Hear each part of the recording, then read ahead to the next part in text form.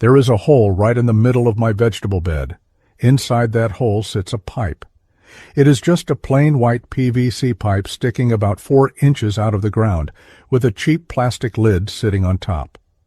My neighbors are convinced I have lost my mind. My gardening friends eventually stopped asking questions after a while. But here is what none of them actually know. That ugly, unremarkable pipe is quietly producing the most expensive fertilizer on earth every single day, completely for free, directly at the roots of my plants without me lifting a single finger. No turning compost piles, no hauling heavy bags of fertilizer from the store, no spreaders, no measuring, and no schedule.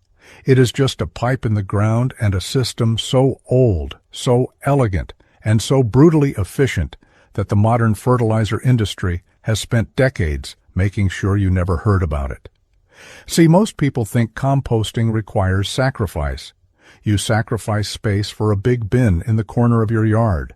You sacrifice your nose every time you open the lid.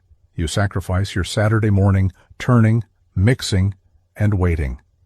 And then, after all of that, you still have to shovel it out and carry it back to where your plants actually are. What if the entire system was broken by design?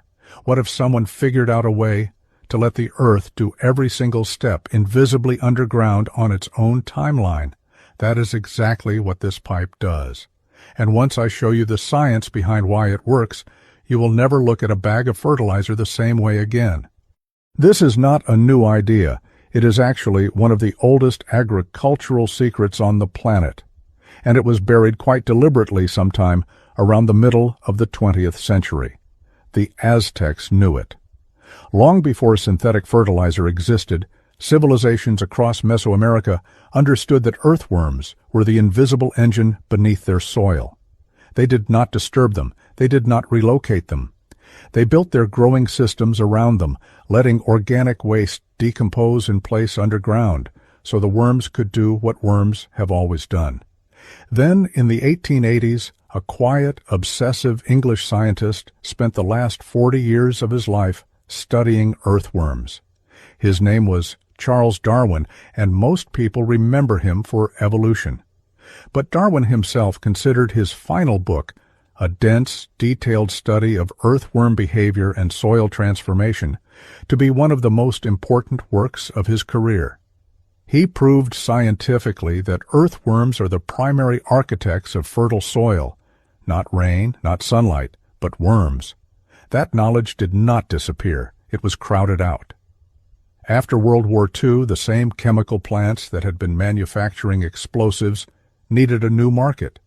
They pivoted to nitrogen fertilizer, and almost overnight, the entire agricultural conversation shifted from soil biology to soil chemistry.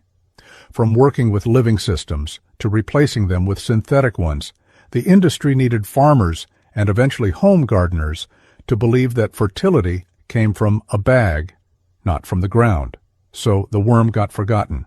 Not because the science was wrong, but because the science was inconvenient for people who needed to sell you something every single season. What Darwin proved and what the industry ignored is exactly why that pipe in my garden works. And the mechanism behind it is stranger and more precise than most people expect. Here's where it gets interesting. Earthworms do not have eyes. They do not have ears. But they have something far more useful for what we are trying to do, which is an extraordinarily sensitive chemical detection system built into every single centimeter of their skin. They sense the world almost entirely through moisture and chemical gradients in the soil. And one of the signals they are most powerfully drawn to is the smell of decomposing organic matter. When you drop a banana peel or a handful of coffee grounds into that PVC pipe and seal the lid, the decomposition process begins almost immediately. Microbes break down the material, releasing specific volatile compounds into the surrounding soil through every hole you drilled into the pipe. Those compounds diffuse outward through the moisture in the soil like a slow, invisible broadcast signal, and every earthworm within range receives that signal and begins moving toward it. This is not random wandering. Research in soil biology has shown that earthworms navigate toward food sources with surprising directional accuracy, following chemical gradients through the soil the way a shark follows a scent trail through water. The pipe becomes an anchor point, a permanent feeding station that pulls worms in from a radius that can extend well beyond the edges of your planting bed. They enter through the drilled holes, feed inside the chamber, and then do something critical. They leave.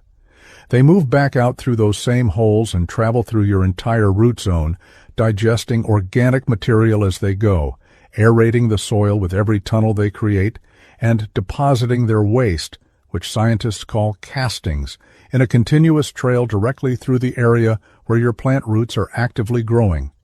That is the elegance of the system.